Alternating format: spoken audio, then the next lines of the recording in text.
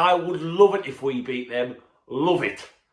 Come on, lads. Manchester United match preview.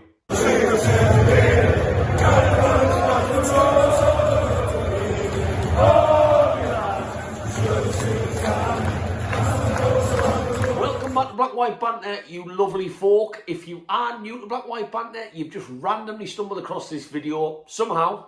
Don't know how. Don't know how you've got here. Make sure you drop down. Just give us one of these. Even one of these if you really must. But I'd like to hope you don't give us a thumbs down. But it just helps us get up that search bar a little bit further. And if by the end of this video, you've liked my opinion at all, make sure you whack that subscribe button. And get us across all social media. Facebook, Instagram, Twitter and TikTok. Content on there every day. So for me, it's the big one. We all have a fixture that we look out for. Some people might look out for a game for family reasons, for sentimental reasons, maybe places they've lived in the past around the country. For me, Manchester United is the game I look out for every single season, home and away, because I absolutely hate them. I'm not going to mince my words. I don't care who's watching this who might be a Man United fan. If you are a Man United fan, what the fuck are you watching this video for? I despise them. And let's face it, depending on what era you're from, I think if you're anywhere close to my age, I'm 30 years old now, we all grew up and had one mate who was an absolute knob who was a Man United fan. I still know quite a few to this day. And I've just been born and raised to absolutely despise Man United. I don't care. A lot of people said it was because they were so successful, that's why you don't like them. Even now that they're not as relevant and pretty much, not in dire straits, but nowhere near the levels that they were under Sir Alex Ferguson, I still don't like them, don't like the fan base, don't like anything about them at all. And I can not wait for the fixture to come round just in case we can pull something off and get a result against them. And some of my most memorable matches over the years have been wins against Man United. And obviously I hadn't done the brown ale shirt. Love it if we beat them, love it. You know, there's a bit of history between us. It goes a long way back. I don't dwell on that too much, but hadn't done this top for this match preview. So it's a big game and it's a big week coming up for Newcastle. We've got 3 games in 7 days. We have obviously Man United on Sunday, Everton at home on Wednesday, and then Tottenham away on Sunday. So those aren't easy matches. Away games at Man United and Tottenham, that's a very, very challenging 2 away matches. I would like to hope we can get a win in the middle for sure. At home to Everton, we'd be the favourites in that one, I think. But it's a testing week, and I touched down after the Brentford win, talking about how maybe our squad depth is a little bit better than what we thought, with the likes of Murphy and Longstaff coming in and helping us get back-to-back wins. Very good back-to-back wins. That's going to be put to the test. I'd be very surprised if Eddie Howe plays the same team in all 3 matches. So it's a big week starting at Old Trafford on Sunday. Do I think we can go to Old Trafford on Sunday and get something? Yes, without a doubt. I'm not going to jump the gun on this one and get too carried away because it's still a difficult place to go, and Man United still, we know, have attacking threat. They've got the likes of Eriksen, Martial, who looks a little bit better for them this season, Anthony, who they just signed, who to me, it's very early days, doesn't look worth the money, but what player is in the transfer market now? But they have a lot of attacking threat. But having said that, we are going into this game having scored 9 goals in 2 matches. We've got very few injuries. The only real injury of note, it seems like it's not confirmed from the club, that Maximin might be out. So as I'm making this video, it's just broken that St. Maximin, although it was looking like he was coming back to match sharpness, has had a reoccurrence of the same issue, and it looks like he might miss all 3 games. So that's frustrating because he hasn't played much football for us this year, and I thought Maximin might have been unleashed at Old Trafford to really get at that shaky Man United defence. So that's frustrating. But apart from that, we do still have options in that midfield. Isaac's not going to be available for this game, which again I was a little bit sad to hear. But Callum Wilson's starting to get back to match sharpness now. He's so important to what we do, and he's proved that in the last 2 matches. Even though he didn't score against Brentford, it's everything else he helps us with. Having been on the last shoulder of the defender, allowing balls to be whipped in from left, right and centre. He's linked up play, he's closing down, he's high press. He's very important. And going into Sunday's match, would I make too many changes from the team against Brentford? Well, because Maximin looks like he might not be fit, I'd probably say no, just stick with Murphy. His confidence is starting to grow. I mean, it's a toss-up, isn't it, really, between him. I don't really like Joe Linton on the left. Yes, he's going to graft his bollocks off and put in some meaty tackles in that midfield.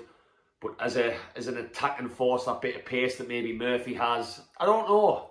That one would be a close one. But between Murphy and Fraser, I don't think there's much in it. Why bring out Murphy when we've won 2 games in a row and scored 9 goals? So the main change for me that I would bring in, because of Anthony and because of their threat down the right-hand side, I don't want to see Dan Burn playing left-back.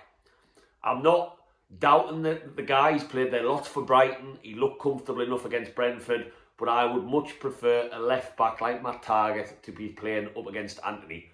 Anthony likes to cut in. He loves a shot. I don't know whether any Newcastle fans watching this have actually had a chance to watch him play for Man U, because they are on the fucking telly all the time, pardon the French. He likes to cut in a lot. That's where a couple of his goals have come from, that. He likes to cut in on that left foot. I just don't think Dan Burn is going to be up to it. I just feel like he's going to get dragged a bit pillar to post. I was worried about that in the Fulham match when he was up against Dan James, and because we absolutely ended up dominating that game the way the match went, that didn't cause too many problems, but I would much rather see Matt Targett play. Apart from that, defence, definitely Shah and Botman.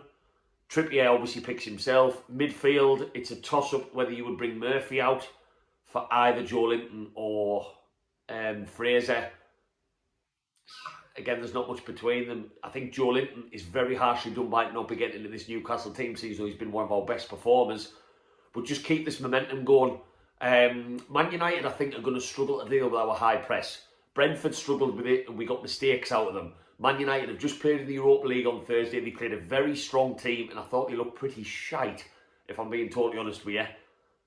And I think they're going to, out their defence will struggle to deal with Almiron getting up their arse, with Murphy getting up their arse, with Wilson getting up their arse. It's very important how we play. Eddie Howe's identity on this team is growing and growing and growing with every game, and that high press is crucial when you go places like Old Trafford. Get up their arses, don't give them a second on the ball, and let's force that mistake. Let's force that long pass, because I've got no doubts about it.